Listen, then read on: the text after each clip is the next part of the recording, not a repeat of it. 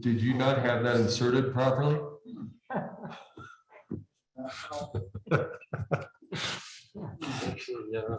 Bad thought.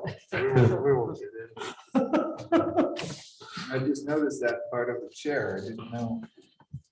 I could pump it up. Yeah. Oh, no, you broke it. If I let go. All of a sudden, for sure. Okay, if everybody's ready, we'll go ahead and get started again. At this time, we have ordinance number 10, series 2021, an ordinance amending Title 3 of the Leadville Municipal Code to add a new chapter 3.28 and a new chapter 3.32 to codify retail marijuana excise tax approved by the registered electors of the city at the November 3rd, 2015 election, and to codify related administration and enforcement procedures. And this is second reading. So we will go through the public hearing procedure, and I will start. I already said everything on page 1, going back to page 2. Because this is second and final reading of the ordinance, City Council will follow these steps. First, I will ask the city staff to give any presentation or provide any information that they have to City Council about the ordinance. City Council will have the chance to ask questions of staff and have discussions with staff during the staff presentation. Next, I will invite the public to provide any comments on the ordinance that they would like City Council to consider. Any member of the public who wishes to speak on the ordinance may speak one at a time, and each person will have no more than 3 minutes to comment. Finally, council will discuss and vote on the ordinance. As we are normally, once we are done with the public input portion, then we will close that input portion. So at this time, I would ask for staff presentation. Christiana? Thanks, Mayor. This ordinance, just to remind everybody, is as the mayor read out loud in the title. This is to codify a retail marijuana excise tax that was approved back in 2015. Collection of this tax started in 2018, and it was just never codified. So this it was never codified in Leadville's municipal code. And so one thing this ordinance does is put the tax into Leadville's code. That way, anybody who's looking at the code can see what the tax is and what the tax is for, and so on and so forth, what the voters approved, basically. The other part of this ordinance is setting out a uniform set of procedures for administration and enforcement of taxes that are collected by the city. So this administration and enforcement wouldn't apply to any taxes that the city gets, or tax revenues that the city gets that is collected through the state, for example. The administration and enforcement part talks about who remits the tax and what their reporting requirements are, guidelines and procedures for if there are tax overpayments or underpayments, what records a taxpayer has to keep, and if somebody doesn't pay taxes or if they pay late taxes, it says what the city's remedies are.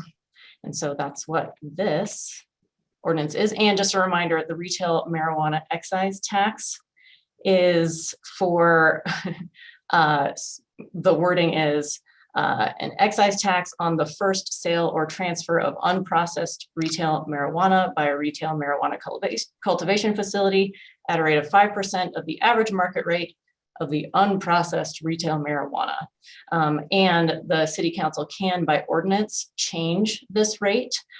You can change this rate you can increase it up to a maximum of 10%, or you can decrease it by ordinance without having to go back to voters, because the voters approved council's ability to increase or decrease this specific tax without having to go back to the voters when they approved the ballot issue back in 2015.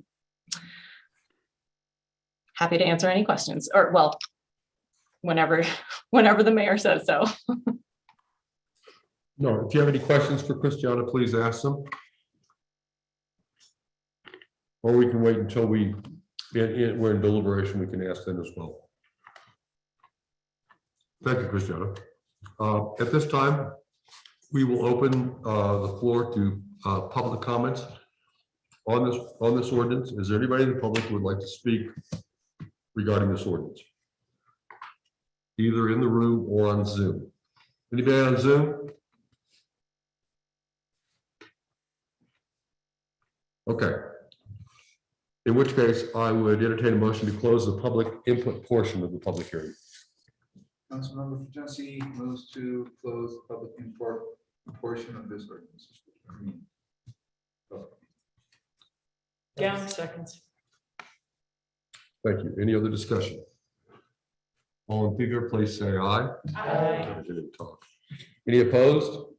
Any abstentions?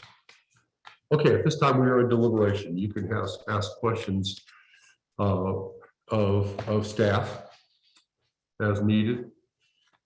I would say, as part of our deliberation, we've obviously been doing this for quite some time. There are only 2 of these. And the reporting, let's just say our expectation going in was something different than the reality. And if you look at the budget, you'll see that reflects the diminishing reality of what this has meant to us financially, which is okay. It's my opinion, just an opinion, that we may have done the wrong thing. That this was an easy lift to tax this wholesale marijuana production, but that maybe it would have made more sense, especially from a competitive standpoint, to actually tax the retail marijuana sales rather than production. But that's beside the point. That's just an opinion, and that's not what we're really talking about tonight. If in the future we want to change all that, we would have to go to the ballot to change it. Any other thoughts or discussion? Mayor, I do have a question. Looking at the marijuana city excise tax, I mean, we budgeted it 2019 at 40, we received 50. We did the same in 2020. There was 122, and then we said, "Oh, we messed up. We'll budget 80," and then we only got 22. And then 2021, I can't really tell what's happening. It says 28.1%. I got a question is what, I mean, it's marijuana or cannabis, not to be politically correct. I mean, what made us go with a 5% tax instead of the full about 10%? I don't know if I was on city council at that time, but I'm not sure those conversations. I don't know that I remember them all that clearly. There was discussion around it. This is 2015, so I'm not quite sure what the thinking of city council was at that time around the 5%. We did leave the option open to raise it to 10% without going back to the ballot. But we've never done that because it's never been anything of real substance, not really. It's not much of the tax isn't bringing much in. No, I'm not sure it was worth the effort. And their production is very mercurial, and sometimes they'll shut down for months at a time. In having conversations with them, I did talk to the gentleman who owns Roots RX, and they've started production again at this point. So it's very market based. What does not appear to be nearly as mercurial as our retail sales of marijuana. Statewide, that seems to be pretty significant. So, but that ship has sailed for right now. So.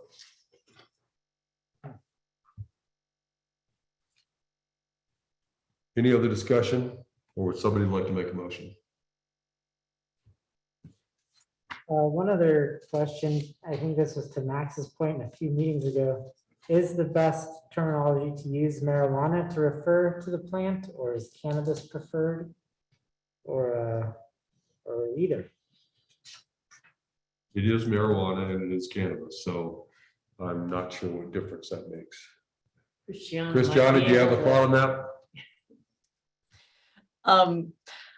My initial thought is that it's still called retail marijuana under state law. And so just to have consistency of terms there, it might be worth leaving it as is in the current ordinance for now.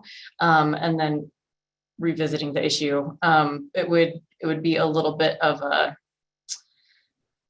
perhaps different ordinance, because if you're going to refer to it as cannabis here, you would want to refer to it as cannabis in other sections of your code as well. And so it might be a different ordinance changing that term throughout your code instead of just doing it for this one. That's my thought. Thank you.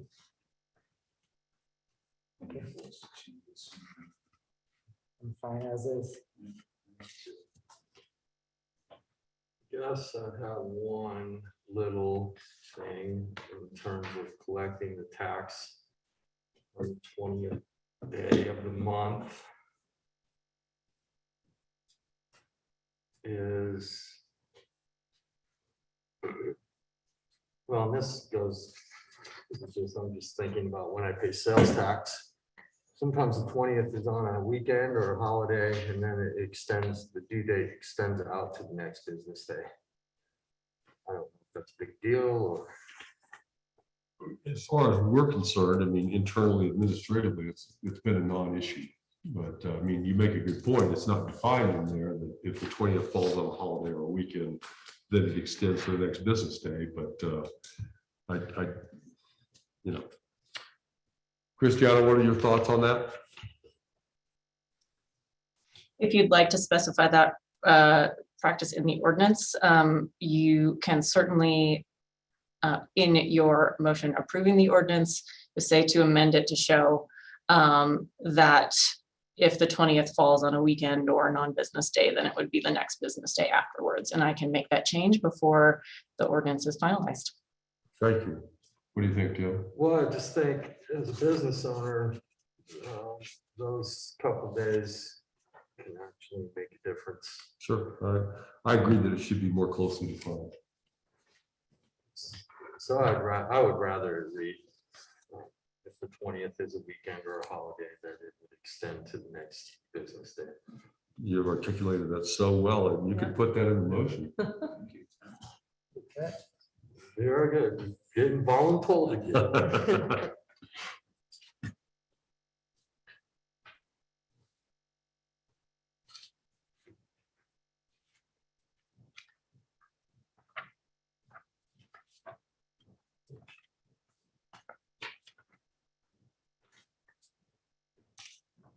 If Tim's not gonna make a motion, with somebody else Well, am I entertain? supposed to make that motion? Well, I mean- Or I can do that. I move to, Bill moves to adopt ordinance number 10, series 2021. An ordinance amending Title III of the Leadville Municipal Code to add a new chapter 3.28 and a new chapter 3.32 to codify the retail marijuana excise tax approved by the registered electors of the city at the November 3rd, 2015 election, and codify related administration and enforcement procedures with the amendment that if the 20th day of the month falls on a weekend or holiday, that the due date for payment can be extended to the next business day on second reading. Gowling seconds. Any other discussion? Roll call, please. Councilmember Gowing, Yes. Mayor Lobby, Yes. Councilmember Hill, Yes. Councilmember Lloydson. Yes. Councilmember Clark, Yes. Councilmember Pergenzi. Yes. Thank you very much. Next up, we have ordinance number 11, series of 2021, an ordinance amending Title III for the Leadville Municipal Code to add a new chapter 3.35 to codify an accommodations tax approved by the registered electors of the city at the November 2nd, 2021 election. And this is upon second reading. So at this time, I would ask for staff input on this ordinance.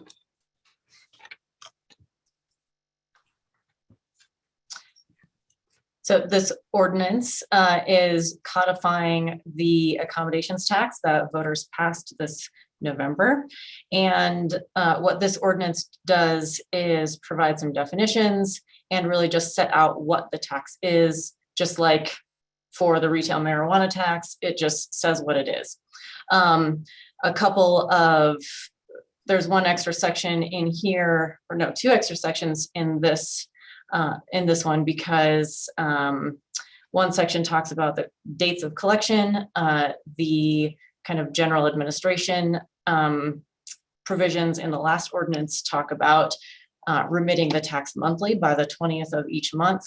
For this accommodations tax, it is quarterly in January, April, July, and October. So that is one difference. And then it also has a section just stating that the revenue from this tax, from the accommodations tax, will go into the city's affordable housing fund. Otherwise, it just sets out what the tax is. If you have any questions, I am happy to answer them. Anybody want to ask any questions of Christiana or wait until deliberation? Okay, thank you. At this time, we would like to open a public comment period. If there's anybody in the public who would like to speak on second reading regarding this ordinance, please let us know that you'd like to speak. Come up, introduce yourself and your address, and you'll have 3 minutes.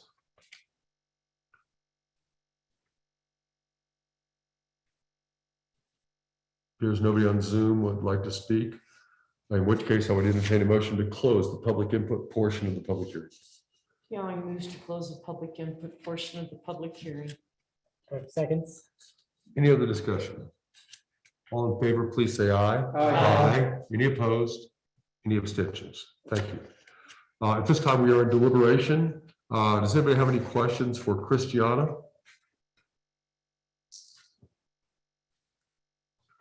Shouldn't this say that 1.92% will go to the tourism fund and 3% will go to housing, housing fund?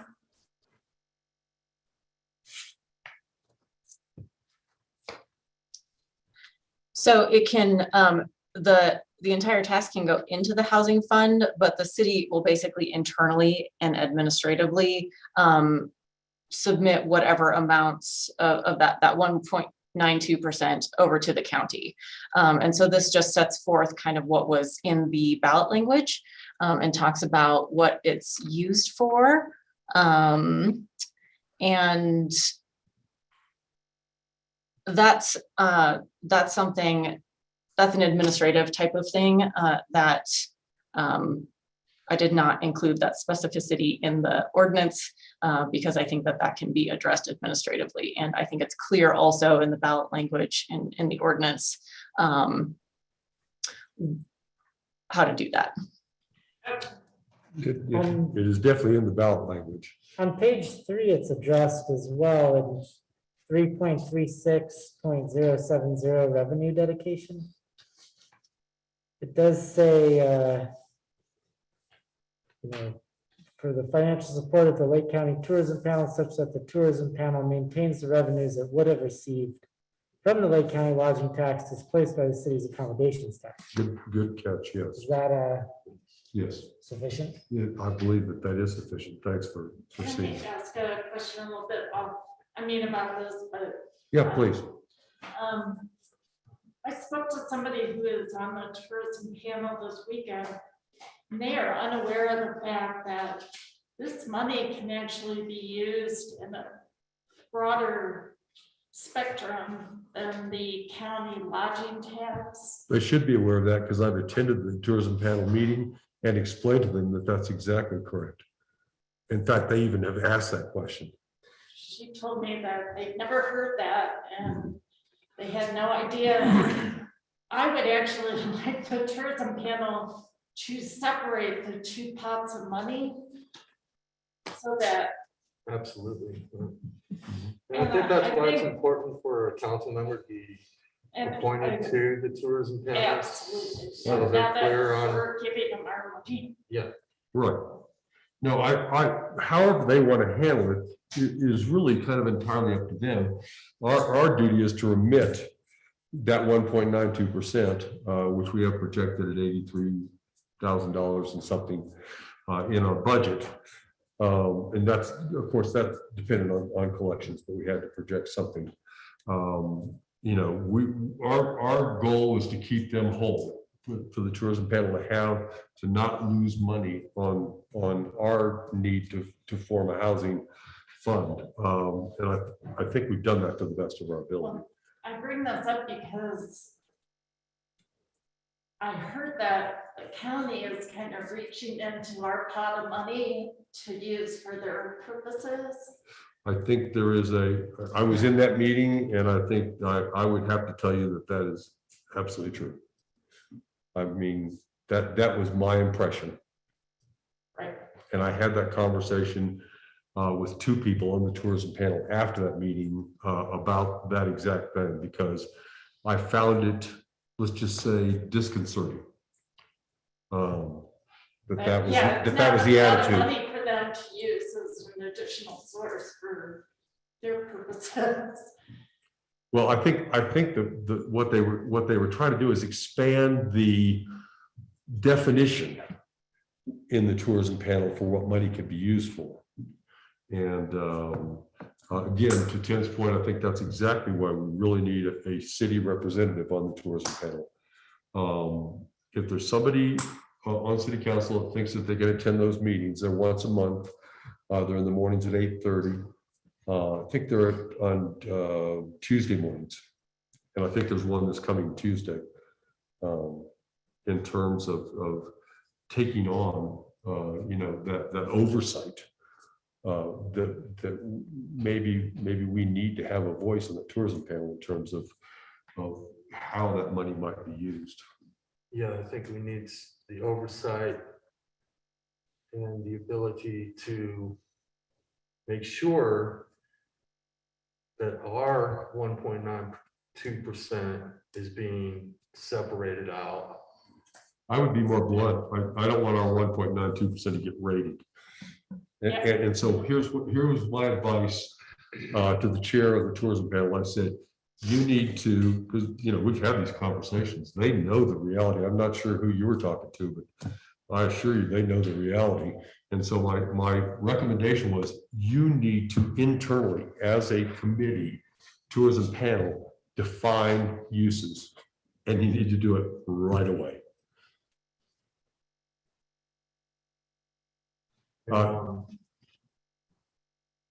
Yeah, I guess it would be appropriate for a council member to be present on that first meeting in January. Well, they're meeting this next Tuesday also. I'll be there. I mean, I try to attend as many other meetings as I can get to. I'm not on the panel, but I try to pay attention. Well, I'm just thinking that we're collecting the tax starting January 1st. That's so true. It would make sense to start attending those meetings in January. Well, we'd have to get a city council member appointed to that panel, and that's a. I'm not even sure what that process is. It may be that they make it similar to what we do with our committees. They make a recommendation to the county commissioners, and then that person is seated by the county commissioners. I'm not 100% sure what that process is. But I would like to see, I mean, I know nobody has the time, I get it, you know, but, and we're not asking for a decision right now, but if anybody thinks they might want to step up, then by all means do. And I'll just leave it at that. That'll be it. When are those meetings? They're usually I think it's the third Tuesday of each month at 8:30. But, you know, I'm not positive what exactly the formula is.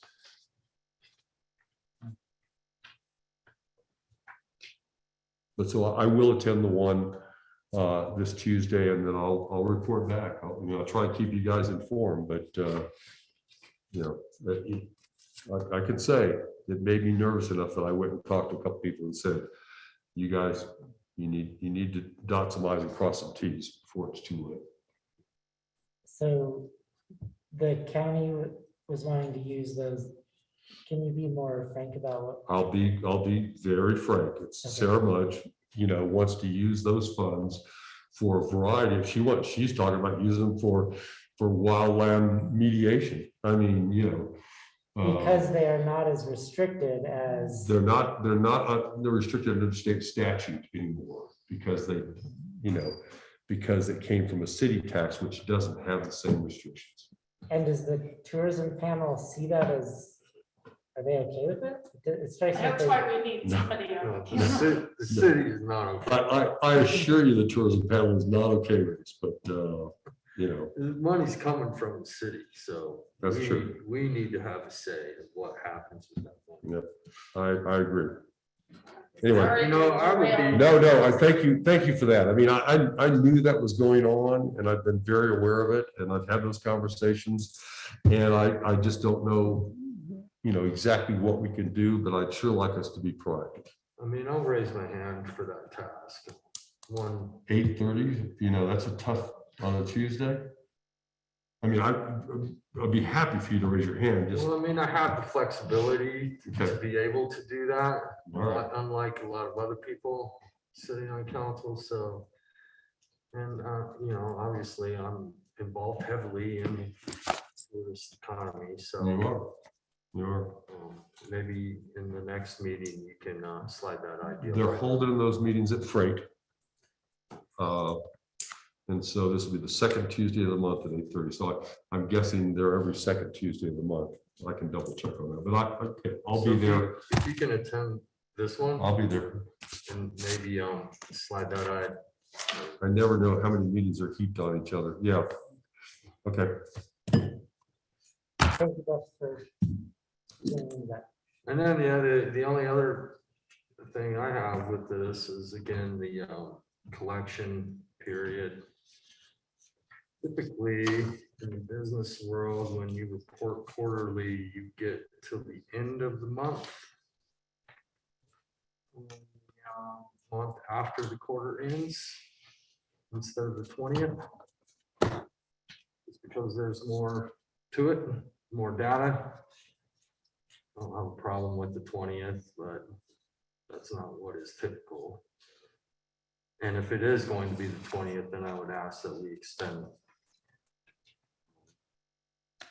the same grace that we did for the marijuana tax. The 20th happens to. I would certainly agree, and I would agree that if you want to make it the end of January, April, July, and October, and if the end of the month falls on a, I better not say all this because then I'll have to make a motion. So I've got to be I very love the careful. way you've articulated. It seems easier for business owners to not have to keep track of multiple unique deadlines, right? Like if you just know your taxes are due at the end of those months. Right, especially reporting quarterly. At the end of the month, you always know And what with day that, the end of the month is. with that last day of January, April, July, and October, if it falls on a weekend, you get the next business day as well. So it's like Yes. February Be 1. kind of the same thing. Yes. Would someone like to make that motion? I'm making- Yes.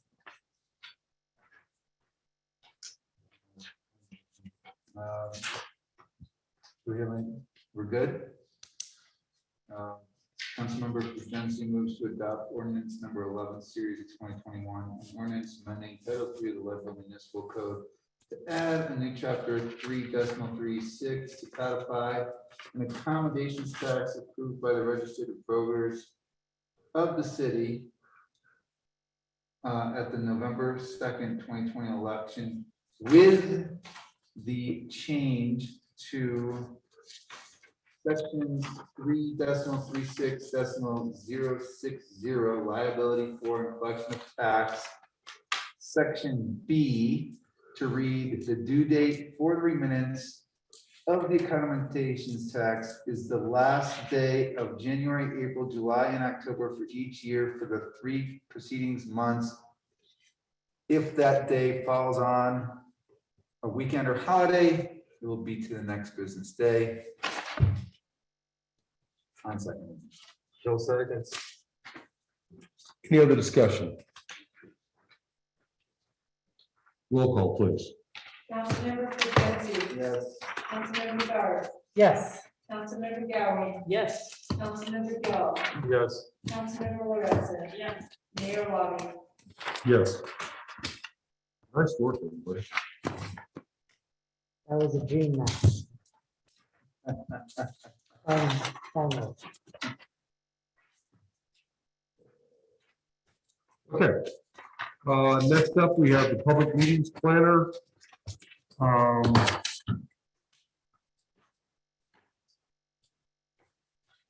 So work session on the 14th, is that what we're doing? Yes, Mayor, I just wanted to give you an update. Please. This is printed, I didn't have all this information. So as you know, the council meeting on the 21st has been canceled. The planning and zoning meeting tomorrow night has been canceled. sanitation's been changed to 5 5. o'clock. Okay. 4 o'clock on Friday is the meet and greet. I have a question. Is this Councilmember Belling's last meeting then? No, her last meeting will be January the 4th.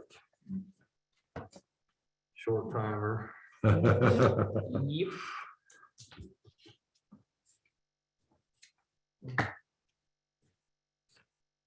Is there going to be an HPC meeting on the 14th?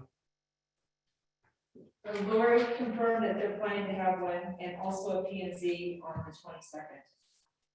We have P and Z on the 22nd? Wow. I thought she said that was her last meeting. Was- That's what I thought The too. last meeting. at the- Yeah, no. Maybe. I don't always get the updates. No. I think they're not having P and Z on the 22nd. They're gonna-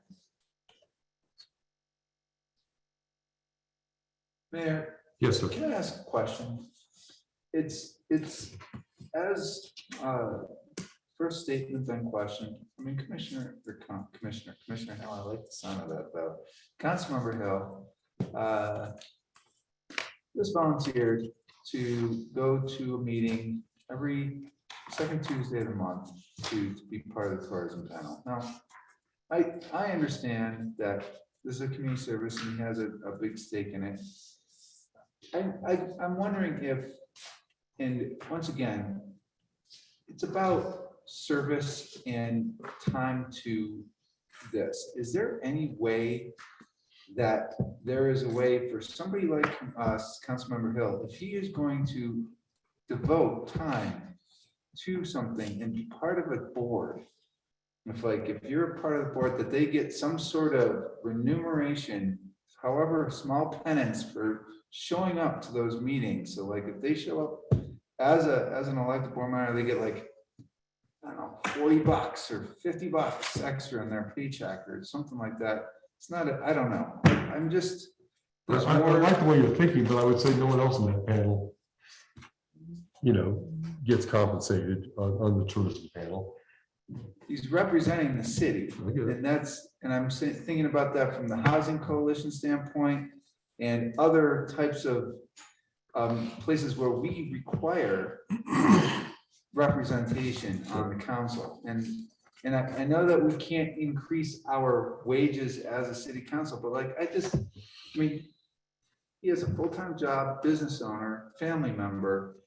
He's now just going to say, oh yeah, I'll do this because it's out of my kindness, my heart. I just wonder if there is a way to do something. Well, let's ask Christiana that question. Christiana, can we do for elected officials any compensatory payments for board meetings outside of city council? Usually I need to look up the exact language, but as far as this specific example of the tourism panel, Mayor, I think to your comment, if a council member were serving on the tourism panel as a tourism panel member, any compensation set for tourism panel members would have to be done by the county or the tourism panel or whoever is in charge of setting that. As far as the city council setting compensation, city council can set compensation for city council members, but as I think Max noted, it can't be for the current council members, it would have to be for the next term. And I think there's some language, in fact, we just did this for another jurisdiction because their city council members wanted to, they hadn't increased the compensation for city council for a very long time, and they wanted to do a minor increase in compensation for city council members. And I think that there is language about some like small incidental costs or something like that, but it's not a lot. And so I can look up that language here in the other ordinance that we've done, just to see about what those incidental costs would cover. But yeah, it's setting compensation for council members, and it would be for this term, it would be for, the next term, and yeah, there are usually sometimes incidental costs included, but I can look that up here. I like the idea of it, but the next election for city council and for mayor in that case is 2023, November of 2023. So we would have to, I think there's a deadline. We'd have to make those changes by August, maybe the first week in August before the election, because when you go to the election, you have to have made any changes to compensation before that. So I think we can do that. I think we consider it, but it's a ways off before we have the window of opportunity to do that. Yeah, I'm just thinking, and you've heard me say this before, right? And I'm just saying, like, when I first got on council, and it was expressed to me through my predecessor, former council member Linebarger, he's like, oh yeah, you have 3 to 4 meetings a month, right? And then you have to prepare for each meeting. I'm like, okay, I can definitely make that commitment. And I'm thinking about this for my predecessor in the future, is that if they're responsible to be on the Lura board, and they're supposed to, and there's enough committees that requires them to spread the committees out through the council, that almost every council member is required to sit on a committee as well. That's more time. And to be perfectly honest, this is just me personally. I'm saying me right now, but like, I feel terrible I can't make those Lura meetings. Like, I mean, it's on Thursday at 2 p.m. Like, that is a terrible time for me for my normal job. And I feel like I'm actually letting down council. And if I knew that was a responsibility, like, I'll make them when I can, but that doesn't really do much. I just feel like a terrible council member. We don't agree, but we all do what we can, and we do understand that especially daytime meetings can be particularly onerous for people who have day jobs. I totally get that, and I respect it, and you're never going to hear a complaint out of me for actually making money for your family, instead of being at a Lura board meeting. So I think that as our council becomes more complex potentially, and there's more and more issues that we have to resolve and things, I feel that the expectations of future council members should be tempered with reality. So they say, hey, you have these plus, and then perhaps, and I'll say it again, either compensated, either like for some sort of smaller piece that like they're volunteering for a board. I can't, I mean, I know you probably don't care. I'm just saying that I appreciate your volunteerism for these types of, for everybody's volunteerism. And I know that it comes at like a cost to your personal life and other things as well, so. thank you. I mean, I appreciate those remarks. I think maybe a free ski tune for Tim Oh, yeah. would be something we can consider. I'll give him a stone grind. I mean, with all seriousness, Max's point is well taken with me. I don't know how long it's been since council has gotten a raise, but it's been $200 a month for as long as I can. It's been that way since my father was on council, and that was 30 years ago. That's We have funny. There you go. We have some considerations in mid 2023 to really think about this and decide for the future of council and how we handle it. I think it'll be interesting too, once we hire the city administrator, to see what that looks like as far as council's workload as well, because that individual will be attending a lot of these meetings as well. That's a thought, yeah. And they'll already have a lot of experience in handling certain situations. Hopefully, we hire someone with good credentials. I'll be curious to see a year from now, how you guys feel, Yeah, as far as your workload and stuff. And has this person really helped, kind of take some of that workload and that stress off of everybody? Overall, I just want to say thank you for those that volunteer their time greater than that's what's required, okay, thank you. On the planner, this came up at the BOCC yesterday. They would like to have a joint meeting where they'll join us on our first meeting in February, February the 1st. And they would like to have a joint meeting, and they'd like to do this like quarterly, just to keep the communication going. So I appreciated that, and I think we'll probably plan on it, and they'll be here February the 1st. And it may change the agenda somewhat in terms of I'll find out what would they like to talk about there, what would they like on the agenda as part of that joint meeting. So okay. Mayor's report. I'm meeting with the county commissioners on Friday at 11 from 11 to 1 to go over the ARPA funding. As you know, I've been trying for some months to get that done, and I feel a little badly that we haven't been able to get that funding out to the public, but nonetheless, we are meeting on Friday. I hope that we reach some agreement on what we want to fund and get some checks out to people. It's not a budgetary item. Boys, St. George's, what a fabulous organization. Was there for Thanksgiving. They ended up serving 95 people at Thanksgiving. It was wonderful. Then they had the Taste of Leadville. The parade was wonderful. The line for Santa and Mrs. Claus was around the block.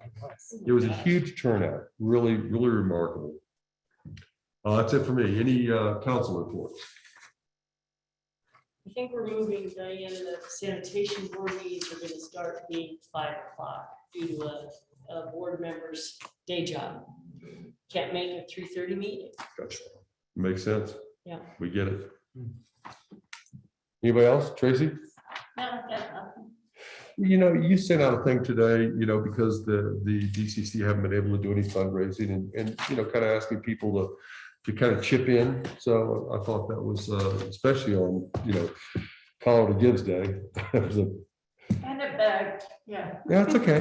That's your job, You right? can donate through our website, Lake County, ColoradoDemocrats.org, and that goes through ActBlue, so it's all very secure. And I just mentioned if every registered Democrat in the county gave $5, we'd never have to, a year, we'd never have to hold another fundraiser.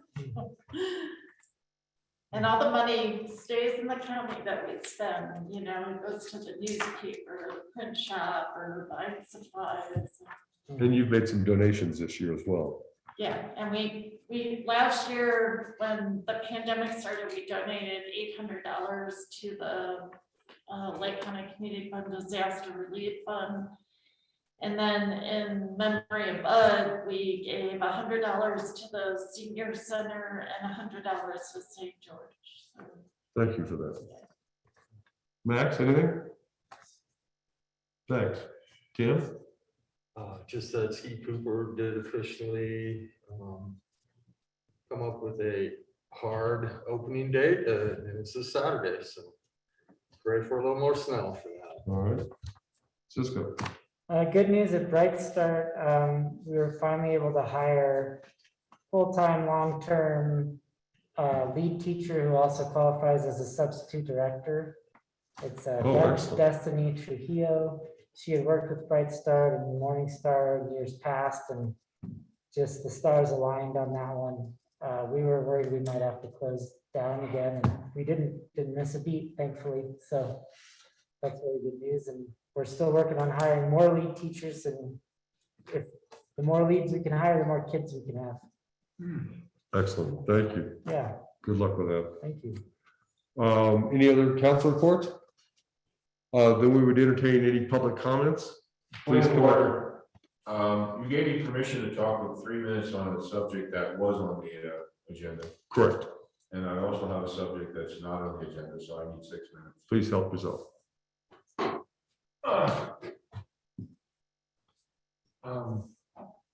The item that was on the agenda was the consideration of the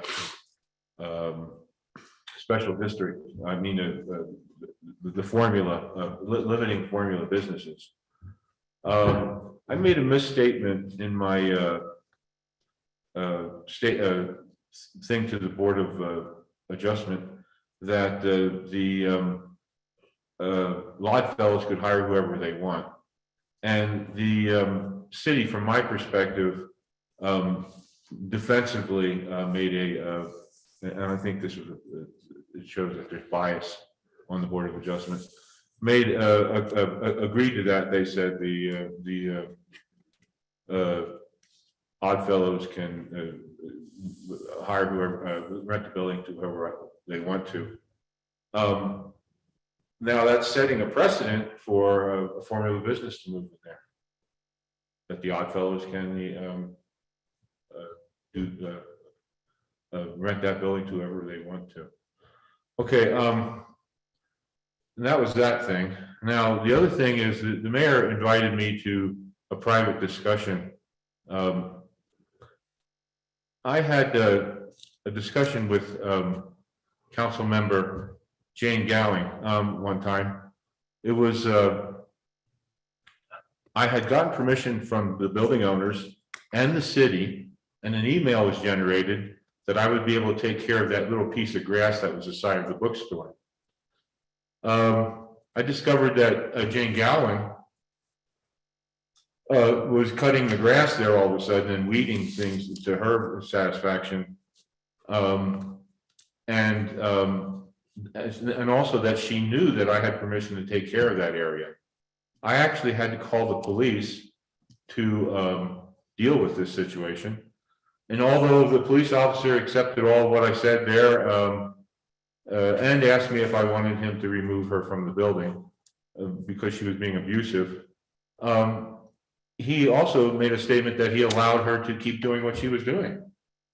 So my perception of the police department has been really evolving, that it's more of a mercenary department for the politicians to put the knee on lower income people.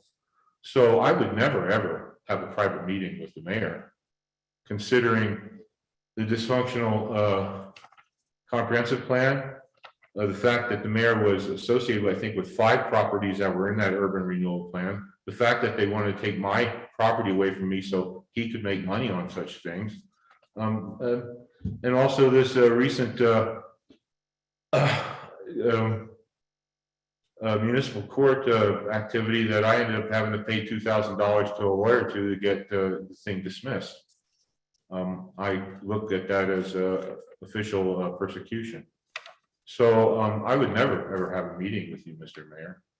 And when you greet me, I never say thank you or hi or anything like that, because I consider you someone that's really antagonistic to my interests in an unreasonable way. So thank you kindly. Thank you, Mr. President. Any other public comments from anybody on Zoom? Seeing none, at 8:48, the city council is adjourned.